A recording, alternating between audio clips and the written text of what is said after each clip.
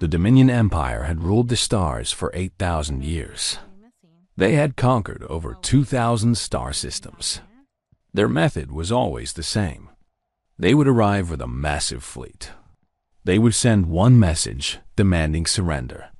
And if anyone refused, they would destroy everything. No species had ever said no. Grand Overlord Vex sat on his throne at the heart of the Empire. His advisors brought him reports of a new discovery. A small blue planet in a quiet corner of the galaxy was sending radio signals into space. The signals showed pictures, music, and strange sounds. The creatures who made them called themselves humans. Vex looked at the images his scouts had captured. The humans were soft. They had no scales, no claws, no natural weapons. They lived on a single planet. Their ships could barely leave their own solar system. They were weak. "Send Warlord Threll," Vex ordered. "Standard intimidation fleet. This should take less than one rotation of their planet." Warlord Threll was the Empire's most feared commander. He had crushed 47 species personally. His name was spoken in whispers across 1,000 worlds. When he received his orders, he smiled. This would be easy. 400 warships jumped through space toward the human solar system.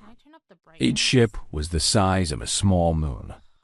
Each one carried enough weapons to burn a planet to glass. Together, they could destroy whole star systems.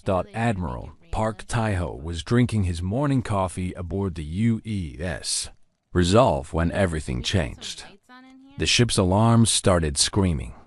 Red lights flashed everywhere. Officers ran to their stations with fear on their faces. "Report," Taiho said calmly. He did not put down his coffee. "Sir," a young officer said, her voice shaking, 400 unidentified vessels just appear beyond Mars orbit. They are massive. Each one is bigger than anything we have ever built." Taiho walked to the main screen. He looked at the alien fleet. The ships were dark and covered with weapons. They looked like they were designed by creatures who had never known anything but war. "That is a lot of ships," he said. Dr. Yunha rushed onto the bridge. She was the chief expert on alien languages and cultures. Her job had been mostly theoretical until this moment. "Admiral, we are receiving a transmission. I am working on translating it now." The bridge fell silent as Hana worked. After a few minutes, she looked up. Her face was pale. "They call themselves the Dominion Empire," she said. "The message says, primitive species designated human. You will surrender your planet, your resources, and your population for processing. Resistance is extinction. You have one planetary rotation to comply." Captain Cam Minho, the tactical officer, pulled up data on his screen. "Sir, I am analyzing their weapons. Based on energy readings, any single one of those ships could destroy Earth in minutes. We have nothing that can stop them." Engineer Baysuri connected from her station on Mars. "Admiral, their technology is at least 1,000 years ahead of ours. Maybe more. Our weapons would be like throwing rocks at them." The bridge was quiet. Everyone understood what this meant. Humanity was facing extinction. 24 hours from now, everything they had ever built could be gone. Every city, every memory, every dream. All of it turned to ash. Taiho took a sip of his coffee. It was still warm. Then he chuckled. The sound was so unexpected that everyone turned to look at him. Here was the commander of Earth's fleet, facing 400 ships of death, and he was laughing. "Sir?" Minho asked carefully. Taiho set down his coffee cup. His eyes were calm and clear. "Dr. Hannah, open a channel to the alien fleet. I want to respond to their message." "What should I say, Admiral?" Taiho thought for a moment. "Tell them that we have received their request. Tell them that before we can proceed, we need to schedule a formal meeting. Ask them if Thursday works for them." Hana stared at him. "Sir, They just threatened to destroy our entire species. I heard them, Taiho said. But we cannot just surrender over a phone call. There are procedures, forms to fill out. We need to do this properly. Minho started to smile. He had served with Taiho for 15 years. He knew that look in his commander's eyes. It was the look of a man who had a plan. Hannah sent the message. On his flagship, Warlord Threll received the human response. He read it 3 times because he did not understand. The humans wanted to schedule a meeting. They were asking about his availability on something called Thursday. In 8,000 years of conquest, no species had ever responded this way. Some begged for mercy. Some tried to fight. Some tried to run. But no one had ever asked for a meeting. What is Thursday? Threll asked his advisors. It appears to be a unit of time measurement, my lord, one answered. Approximately 3 of their planet's rotations from now. Threll's multiple eyes blinked in confusion. They want me to wait 3 days? It seems so, my lord. Back on the Resolve, Taiho called an emergency meeting. Every military commander in the solar system connected via secure channel. Scientists, engineers, and strategists all joined.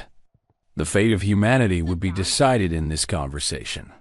We have bought ourselves some time, Taiho said. I do not know how much, but we need to use every second. Ambassador Cho Yoonji appeared on screen from Earth. She was calm and professional as always. Admiral, what exactly is your plan? We cannot fight them. Running is impossible. What options do we have? Taiho looked at the faces on his screen. He saw fear, yes, but he also saw something else. He saw determination. He saw the same stubborn spirit that had helped humans survive ice ages and plagues and wars. We are going to do what humans have always done, Taiho said. We are going to adapt. We are going to learn. And we are going to find a way. Suri spoke up from Mars. Admiral, I have already started analyzing their ships. Their technology is advanced, but it follows rules. Rules can be understood. And anything that can be understood can be defeated. Hannah nodded. I am studying their language and psychology. Every species has weaknesses. We just need to find theirs. Minho cracked his knuckles. And while you scientists figure things out, we will prepare every weapon we have. If we have to fight, we will make them pay for every inch. Taiho smiled. This was humanity. This was who they were. They had spent their entire history fighting impossible odds. They had climbed out of caves and reached for the stars. They had split atoms and walked on moons. They had faced extinction before and survived. 400 ships wanted to end them. But humanity was not ready to die. Get to work, Taiho ordered. We have 3 days to save our species. As the meeting ended, Taiho walked to the window of his ship. He looked out at the distant alien fleet. Those ships had conquered 2,000 worlds. They had never known defeat, but they had never met humans before. And humans, Taiho thought, were very good at surprises. Warlord Threll had never felt confused before. He was a conqueror. He destroyed worlds. He did not wait for meetings. But here he was, sitting in orbit around an alien planet, waiting for something called Thursday. His communications officer approached his throne with another message from the humans. My lord, they have sent more documents. More documents? Thrall growled. Yes, my lord. They say these are Form 7, Form B12, and Form C3. They require your signature before formal diplomatic proceedings can begin. Thrall stared at the papers on his screen. They were filled with small text and empty boxes. There were questions about his fleet size, his intentions, his dietary requirements, and something called emergency contact information. What is the meaning of this? He demanded that no one could answer him. On Earth, Ambassador Cho Yoonji was working around the clock. Her job was to keep the aliens busy with paperwork. Every hour she could delay them was another hour for humanity to prepare. Send them the environmental impact assessment forms next, she told her team. Then the cultural sensitivity questionnaire.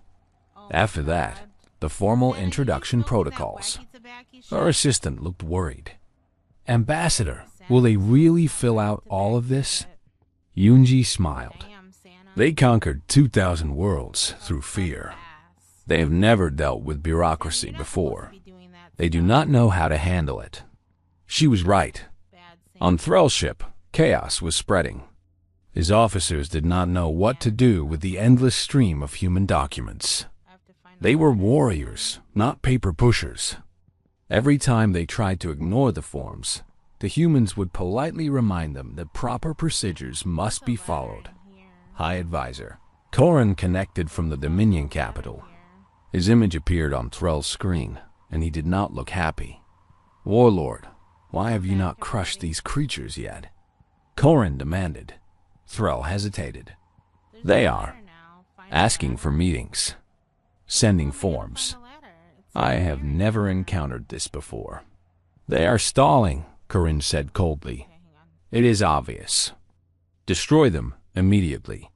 But Thrall felt something strange, something that made him pause. The humans showed no fear. Their messages were polite but calm. They acted like 400 warships were just a minor inconvenience in their day. I will wait a little longer, Thrall decided. I want to understand these creatures before I destroy them. While the aliens waited, humanity worked. Engineer Bae-Suri had not slept in 3 days. She stood in her laboratory on Mars, surrounded by screens showing data from the alien fleet. Every emission, every energy signature, every tiny signal was being analyzed. Their shields operate on a frequency we have never seen before, she said to her team. But look here.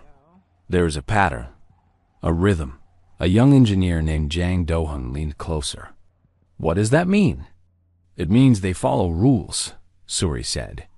Physics works the same everywhere in the universe.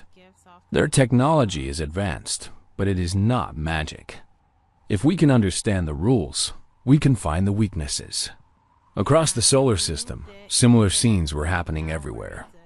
In laboratories on Earth, Moon, Mars, and the asteroid belt, scientists were studying every piece of information they could gather about the Dominion. Dr. Yoon Hana was focused on psychology. She played recordings of Dominion communications over and over, listening for patterns in their voices and words. They are not used to being questioned, she told Admiral Taiho during a briefing. Their entire society is built on dominance. The strong rule, the weak obey. They do not understand negotiation or diplomacy. Can we use that? Taiho asked. Maybe, Hana said thoughtfully. They see our calmness as strange. They expected us to beg or fight. We did neither. It confuses them. Captain Kang Minho was preparing for the worst. He coordinated with every military base in the solar system. Ships were moved into defensive positions. Weapons were charged. Soldiers were ready. If we have to fight, we fight, Minho told his officers. But we fight smart. We do not throw ourselves against their shields like idiots. We wait, we watch. We find openings. On the third day, something changed. Suri burst into the command center with wild eyes. Admiral, I found something. Their power systems have a flaw. Everyone gathered around her screen. She showed them complex equations and energy diagrams. Their shields are almost perfect, she explained. But they rely on a specific type of energy field. If we can create a gravitational distortion at the right frequency, we can disrupt that field. Taiho looked at the data. Can we build something to do that? Suri hesitated. In theory, yes. But the technology does not exist. Not even close. We would need to invent entirely new physics. There was silence in the room. Inventing new physics in 3 days was impossible. Everyone knew that. But then Minho spoke up. Suri, how many scientists do we have working on this? About 50, she said. Wrong answer, Minho replied. You have 8 billion humans on Earth alone. Every single one of them wants to live. Put out the call. Tell everyone what we need. Let the whole species work on it. And that is exactly what happened. Within hours, the problem was broadcast to every corner of human space. Universities, research centers, hobbyist groups, and garage inventors all received the challenge. Billions of minds started working on the same problem. Solutions came flooding in. Most were wrong. Many were crazy. But some were brilliant. Ideas bounced from Earth to Mars to the Moon and back. Scientists who had never met each other collaborated through screens and messages. Suri did not sleep. Nobody slept. The clock was ticking. On the morning of the 4th day, Suri stood in her laboratory with tears in her eyes. On the screen in front of her was something that should not exist. It was a design for a device that could bend gravity itself. It broke several laws of physics. It was completely impossible, and it worked. How? Her assistant asked in wonder. Suri laughed. It was a tired, amazed laugh. A retired teacher in Korea suggested we try a different approach. A teenager in Brazil figured out the math. A factory worker in Japan realized how to build it. Humanity did this together. She sent the plans to every manufacturing center in the solar system. Factories that had been making cars and phones started building components for a weapon that would save their species. People worked 20-hour shifts without complaint. Everyone knew what was at stake. On Threll's flagship, the warlord was growing impatient. His officers had finally finished filling out the human forms. It was time to end this farce. Enough waiting, Threll declared. Tomorrow, we will demonstrate our power. We will destroy their moon. Then they will understand the price of defiance. His officers cheered. Finally, action. Finally, destruction. This was what they understood. But far away, on 100 worlds, humanity was almost ready. The impossible device was being assembled. Scientists were running final tests. Soldiers were preparing for battle. Admiral Taihal received reports from every station. Everything was coming together, but they needed more time. Just a few more hours. Ambassador, he called to Yoonji. Can you delay them one more day? Yoonji smiled. Admiral, I have not even started on the tax documentation yet. As the 4th day ended, humanity held its breath. Tomorrow, the Dominion would try to destroy their moon. Tomorrow, they would find out if humans could really do the impossible. Dr. Hana sat alone in her office, looking at images of the alien fleet. She thought about all the species those ships had destroyed, all the cultures and dreams that had been burned away, all the voices that had been silenced forever. Not us, she thought. We will not be silent. Outside her window, the stars shone cold and distant. Somewhere among them, an empire thought it had already won. They thought humans would fall like all the others. They were about to learn how wrong they were. The morning of the 5th day came like a cold wind. Across human space, people watched their screens and held their breath. They knew what was coming. The aliens had announced their intentions. They would destroy the moon to show humanity what resistance meant. Warlord Threll stood on the bridge of his flagship with satisfaction in his eyes. Finally, no more waiting. No more strange forms and meeting requests. Today, these soft creatures would learn the true power of the Dominion. Send the Worldbreaker forward, he commanded. The Worldbreaker was one of the largest ships in his fleet. It carried a weapon called the Planet Killer, a cannon that could crack worlds in half. Threll had used it many times before. He remembered the screams, the fire, the beautiful destruction. Soon, The human moon would join his collection of broken worlds. On the U's resolve, Admiral Park Taiho watched the massive alien ship move toward Luna. His face showed nothing, but his heart was racing. Everything depended on the next few minutes. "Suri," he said over the comm, "is the device ready?" Engineer Bay Suri was on Phobos, one of the moons of Mars.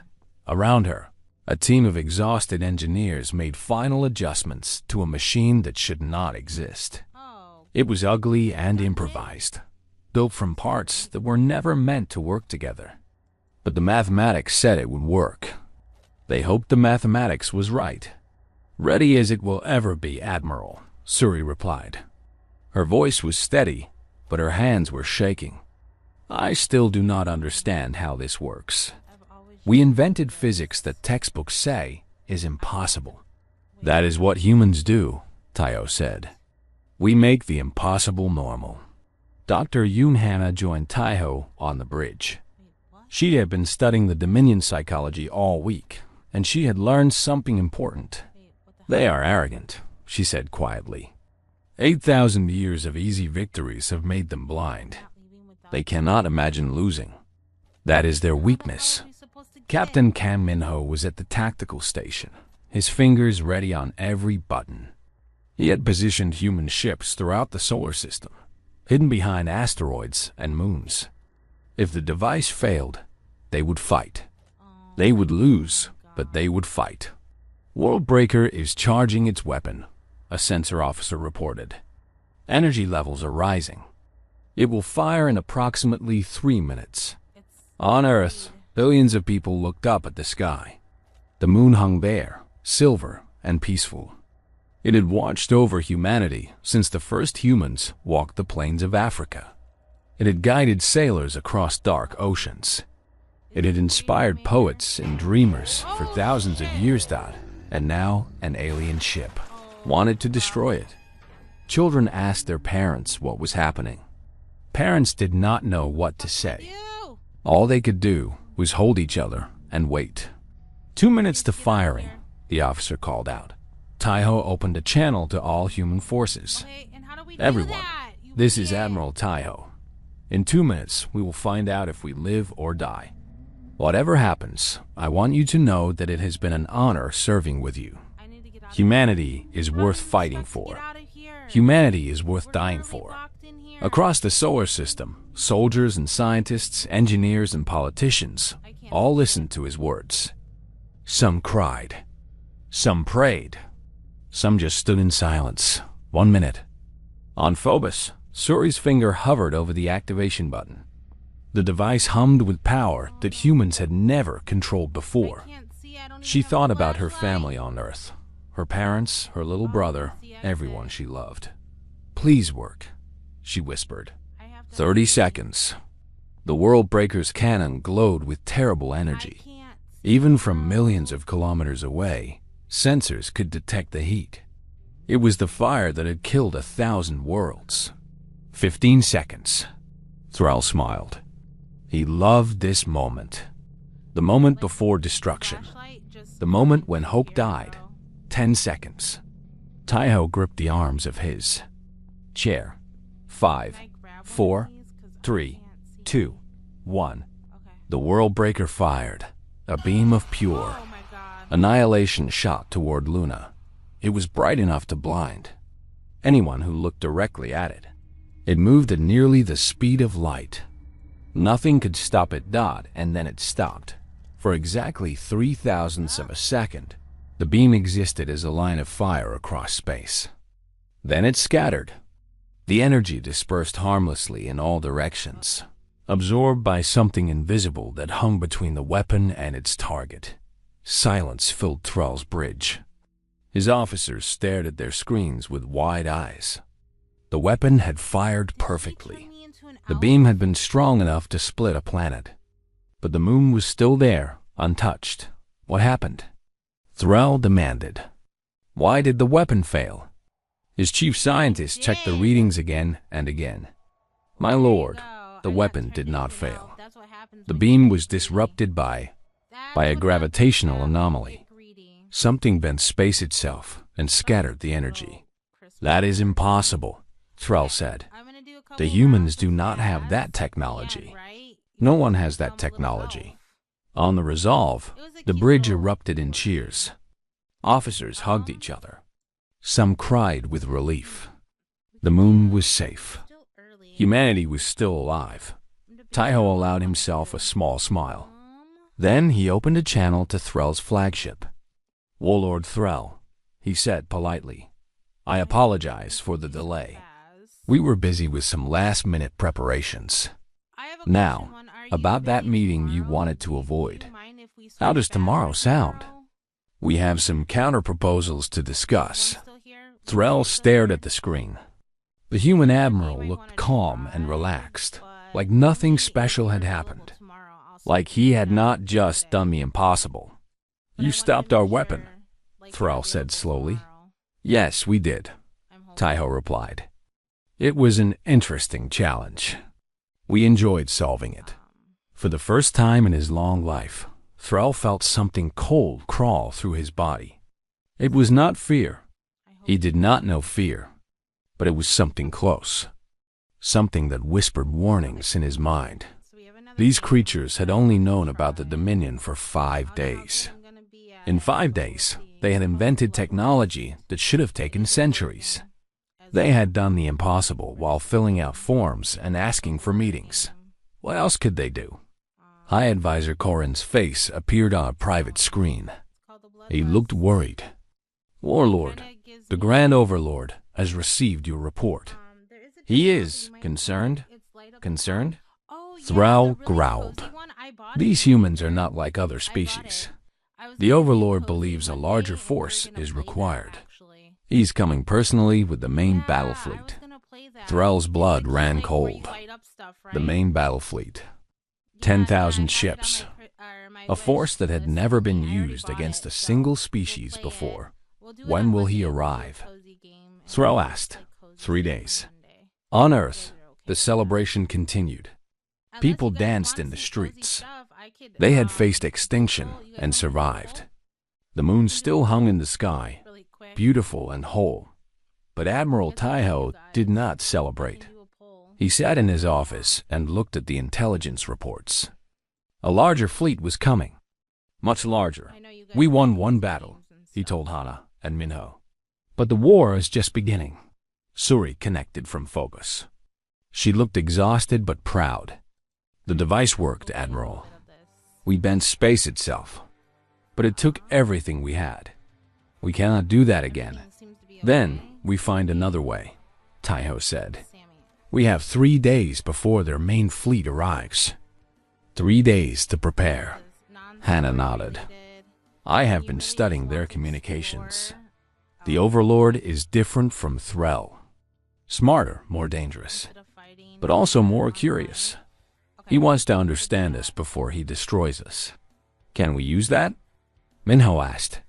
"Maybe," Hana said, "if we can keep him talking long enough." Outside the window, the stars were waiting. Somewhere among them, 10,000 ships were moving toward Earth. Each one could destroy cities. Together, they could end everything. But humanity had done the impossible once. They had learned that their limits were not real. The only question now was how many more impossible things they could do. Taiho looked at his team. These tired, brilliant, stubborn people. They represented the best of humanity. And humanity was just getting started. "Get some sleep," he ordered. "Tomorrow we plan. In 3 days, we face the storm." As his officers left, Taiho stayed at the window. He thought about all the species the Dominion had destroyed. They had been alone when the ships came. They had no one to help them, but humans were never alone. They had each other. 8 billion minds working as one. That was their greatest weapon, and they were not done fighting. Grand Overlord Vex arrived with the full power of the Dominion Empire behind him. 10,000 warships filled the space around the solar system, so many that they blocked out the distant stars. Each ship was a weapon of destruction. Together, They represented the greatest military force the galaxy had ever seen. Vex stood on the bridge of his flagship, the Eternal Dominion, and looked at the tiny blue planet on his screen. Such a small world, such insignificant creatures. And yet they had done something no species had done before. They had stopped a Dominion weapon. Interesting, Vex said quietly. His voice was cold and deep, like stones grinding together. Warlord Thrall knelt before him, ashamed. Grand Overlord, I failed you. These humans tricked me with their forms and meetings. I should have destroyed them immediately. Vex raised one clawed hand. Rise, Warlord. You did not fail. You discovered something valuable. These creatures are not like the others. High Advisor Corrin stepped forward. My lord, with 10,000 ships, we can destroy them in minutes. There is no need for further delay. Perhaps, Vex said. But I am curious. In 8,000 years, no species has ever surprised us. These humans have done it twice. They're calm when facing our fleet. They're impossible technology. I wish to understand them before I end them. He turned to his communications officer. Contact the humans. Tell them I wish to meet. Ambassador Cho Yunji received the message on Earth. The Grand Overlord himself wanted to negotiate. This was unexpected and possibly dangerous. She contacted Admiral Taiho immediately. The Overlord wants a face-to-face meeting. Neutral ground. Taiho considered this carefully. It could be a trap. Everything is a trap with these people, Yunji replied. But it is also an opportunity. If I can talk to him, learn how he thinks, we might find an advantage. Dr. Yoon Hana joined the conversation. The Overlord is not like Thrall. He is more patient, more intelligent. He has ruled the Empire for 2,000 years. He thinks in centuries, not days. Can you handle him? Taiho asked Yunji. Yunji smiled. It was the confident smile of a diplomat who had negotiated with the most difficult humans on Earth. Admiral, I spent 3 years convincing world leaders to work together on climate change. I think I can handle one alien emperor. The meeting was arranged on a hastily built station at the edge of the solar system. It was small and bare, just a room with a table and 2 chairs. Yunji arrived first, carrying nothing but a tablet and a calm expression. When Vex entered, she had to control her reaction. He was massive, nearly 3 meters tall, covered in dark scales that shifted colors as he moved. His eyes were like black holes, absorbing light and giving nothing back. Everything about him radiated power and threat. But Yunji had faced powerful people before. She stood and bowed politely. Grand Overlord, thank you for agreeing to this meeting. Would you like some tea? Vex paused. Tea. It is a traditional human drink. We offer it to guests as a sign of respect.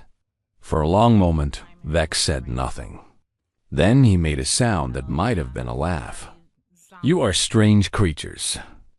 I have destroyed civilizations older than your species. And you offer me tea. Politeness costs nothing, Yunji said. She poured 2 cups and set one before Vex. The Overlord sat down, his massive body making the chair seem like a toy. He did not touch the tea. You requested this meeting. Speak. Yunji nodded. Grand Overlord, you have demanded our surrender. Our planet, our resources, our people. I am here to present a counteroffer. Vex's eyes narrowed. There is no counteroffer. There is only submission or death. Every species learns this eventually. With respect, Yunji said, we are not every species. She activated her tablet.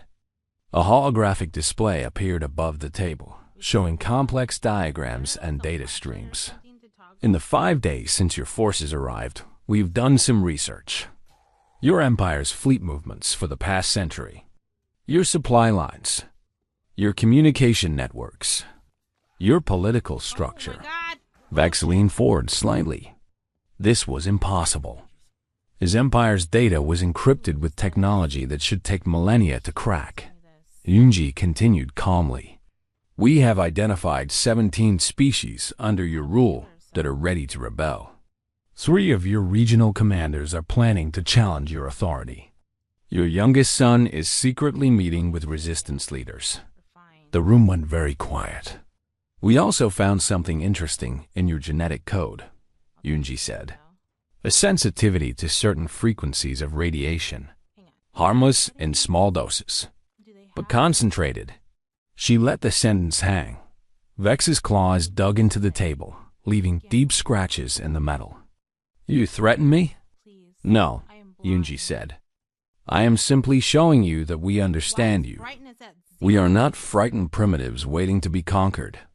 We are humans. We have been fighting each other for 10,000 years. We have survived ice ages that killed almost everything on our planet.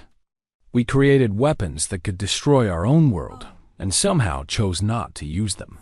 She set down her tea and looked directly into the Overlord's dark eyes. You came here to intimidate us, but we are the species that looked at the endless void of space and said, we want to go there. We are the species that split atoms and created thinking machines.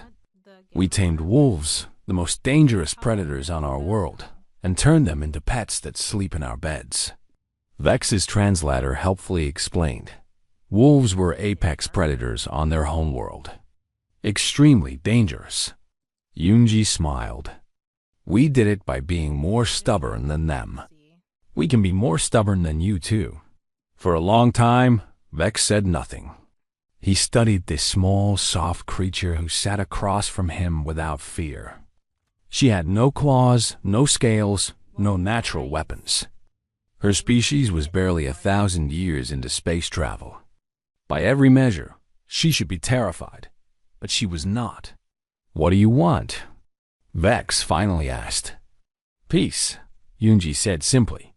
Trade, cultural exchange. We have much to offer. Our scientists invented new physics in 4 days. Imagine what they could do with proper resources. Our artists create things that make people feel emotions they never knew they had. Our philosophers ask questions that could take millennia to answer. She pushed a data chip across the table. These are our terms. An alliance between Earth and the Dominion. Equal partners. We will share our creativity, our adaptability, a stubborn refusal to accept impossible as an answer. In return, you will stop treating species as resources to be processed. Vex stared at the chip. You asked me to change everything my empire has done for 8,000 years. Yes, Yunji said. I do. And if I refuse? Yunji picked up her tea and took a small sip. Then we will fight. We will probably lose. You will destroy our planet, kill our people, burn everything we have built. But we will hurt you. We will cost you ships and soldiers and time. And the 17 species ready to rebel will see that the Dominion can be challenged. The idea of resistance will spread. You might win against us, but you will lose your empire. Vex looked at this creature who spoke of the destruction of her entire species so calmly. He had conquered 2,000 worlds. He had killed billions.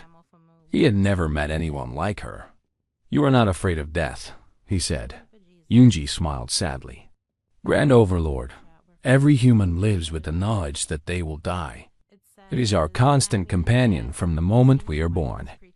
We have learned to dance with death rather than run from it. Fear has never stopped us from doing what must be done. She stood and bowed again. You have our terms. Think about them. When you are ready to talk again, you know how to reach us. She walked to the door, then paused. The tea was good. You should try it sometime. And then she left, leaving the Grand Overlord of the Dominion Empire, sitting alone with thoughts he had never had before. For the first time in 2,000 years, Vex did not know what to do, and that, more than anything, frightened him. 1 year had passed since the Dominion fleet first appeared in human space. 1 year since 400 ships came to destroy a small blue planet. 1 year since everything changed. Grand Overlord Vex stood on the observation deck of a new station, built jointly by Dominion and human engineers. It floated in the space between Earth and Mars, a symbol of something that had never existed before. Partnership. Beside him stood Ambassador Sho Yoonji, the woman who had looked into his eyes and refused to be afraid. They watched ships move past the window. Dominion cruisers and human vessels flew together, their crews working side by side. I still do not fully understand, Vex said, how you changed everything. Yoonji smiled. We did not change everything, Grand Overlord. We just offered a different choice. It had started slowly. After their meeting, Vex had returned to his flagship with Yoonji's data chip. For 3 days, he had studied it. He had spoken with his advisors, his generals, his scientists. Most of them wanted to destroy humanity and forget this strange encounter. But Vex could not forget Yoonji's words. He could not forget her calm smile or the impossible things humans had done in just 5 days. He could not forget the tea. He had ordered a small experiment. 1 ship, 1 human crew, 1 joint mission. The mission was simple. Explore a distant asteroid field and map its resources. But what happened was not simple at all. The human engineers had worked with Dominion scientists and shown them things they had never considered. New ways to think about problems. Creative solutions that broke old rules. Within a week, the joint crew had discovered resources that Dominion surveys had missed for centuries. Word spread through the Empire. Other commanders requested human advisors. Scientists wanted to study with human researchers. Something was happening that the Dominion had never experienced before. They were learning. Admiral Park Tae-ho walked through the corridors of the joint station. He nodded to Dominion officers who saluted him with respect. A year ago, they had wanted to burn his planet. Now they called him friend. He found Captain Kan Minho in the training center, teaching combat techniques to a group of young Dominion soldiers. The aliens towered over the human captain, but they listened carefully to every word he said. Your fighting style is based on dominance, Minho explained. That works when you are stronger. But what do you do when you face someone stronger than you? A young Dominion officer raised his hand. We have never faced someone stronger, Captain. Minho smiled. Exactly. That is your weakness. Humans have always been smaller and weaker than our predators. We survived by thinking, by adapting, by refusing to give up. Let me show you. He demonstrated a technique that used an opponent's strength against them. The Dominion soldiers watched with wide eyes. This was a new way of thinking, and it fascinated them. Dr. Yoon Hana had established the first interspecies university on the station. Thousands of students from dozens of worlds came to study. They learned science and art, philosophy and history. They learned that the universe was bigger than conquest and domination. Today we will discuss a human concept called hope, Hana told her class. Dominion students, freed slaves, former enemies all sat together. For most species, hope is fragile. It breaks easily when times are hard. But for humans, hope is like a weed. It grows in the darkest places. It refuses to die. A student raised a tentacle. Professor, how did humans develop this ability? Hannah thought about her answer carefully. We had to.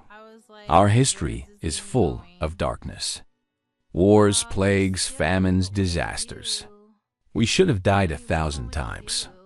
But every time we fell, someone found the strength to stand up again. Every time hope seemed lost, someone found it again and shared it with others. Engineer Bae Suri was now the lead scientist of the Joint Research Initiative. The laboratory was filled with researchers from 20 different species, all working on projects that would have seemed like magic a year ago. The key is collaboration, she explained to a group of visiting dignitaries. No single species has all the answers, but together, we can solve problems that none of us could solve alone. Humans bring creativity. Dominion bring resources.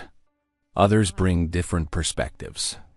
The combination is more powerful than any of us individually. Her assistant, the same young engineer Jang Do-hon, who had helped build the gravity weapon, was now leading a team developing faster-than-light travel that actually worked efficiently. He was 23 years old. On my planet, we were told that humans were primitive, a Dominion scientist, Suri, that you had nothing to teach us. We were very wrong. Suri shrugged. We were told you wanted to destroy us.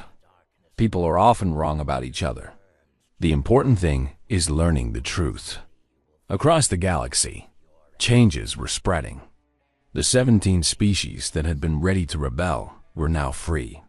The Dominion had released them, following the terms of the new alliance. Many of them sent representatives to Earth, wanting to learn more about the strange creatures who had faced down an empire.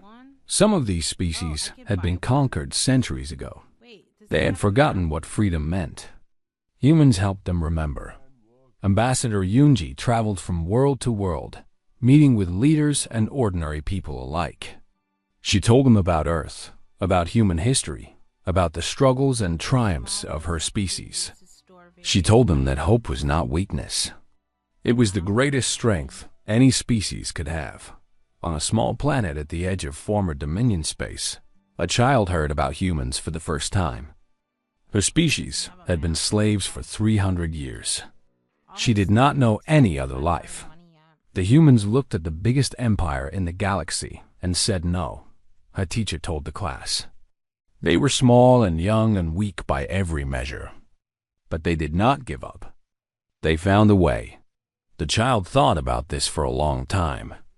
That night, she looked up at the stars and felt something new in her chest. She did not know what to call it. It was hope. 1 year after first contact, Grand Overlord Vex called a meeting of all species in the new alliance. Thousands of representatives gathered in a great hall on the joint station. Humans sat beside former enemies. Slaves sat beside former masters. It was the largest gathering of species in galactic history. Vex stood before them all. His massive form cast shadows across the hall. Every eye was on him. For 8,000 years, the Dominion ruled through fear, he said. His translator carried his words to every being in the room. We believed that strength was the only thing that mattered. We believed that conquest was our destiny. He paused and looked at the human delegation. Admiral Taiho sat there calmly, watching him. Beside the Admiral were Yoonji, Hana, Minho, and Suri, the people who had changed everything. We were wrong, Vex continued. A year ago, a small species on a small planet showed us another way. They showed us that true strength is not about domination. It is about connection. It is about hope. It is about believing that tomorrow can be better than today. He raised one clawed hand toward the humans. They did not conquer us with weapons. They conquered us with ideas. And for that, we thank them. The hall erupted in sounds of approval. Species that had never spoken to each other cheered together. Enemies embraced. The galaxy was changing, one moment at a time. Later, Taiho stood alone at a window, looking out at the stars. Yoonji found him there. The Overlord asked me today what our secret was, she said. How we stayed so calm when his fleet arrived. What did you tell him? The truth. That we have always lived one bad day away from extinction. That we have stared into darkness so many times that it started feeling familiar. That when his ships appeared, we did not see the end. We saw a puzzle, and humans love puzzles. Taiho nodded slowly. Do you think this will last? Peace, I mean. Real peace. Anji looked at the ships passing by the window. Human and Dominion crews waving at each other. Scientists sharing discoveries. Soldiers becoming friends. I do not know, she admitted. But for the first time in galactic history, there is hope. That is more than anyone had before. Tai-Ho smiled. Then we keep building. We keep teaching. We keep showing them what humans are made of. Outside the window, the stars waited. Billions of worlds, trillions of lives, an endless universe of possibility. Humanity had taken its first step onto the galactic stage. Not as conquerors or slaves, but as partners, as teachers, as the species that looked at impossible odds and chuckled. The Empire had tried to intimidate humanity, and humanity had changed the Empire instead. Somewhere out there, new species were hearing about Earth for the first time. They were learning about the creatures who had faced destruction with a smile. They were learning a new word that had no translation in most languages. Hope. And like fire, it was spreading.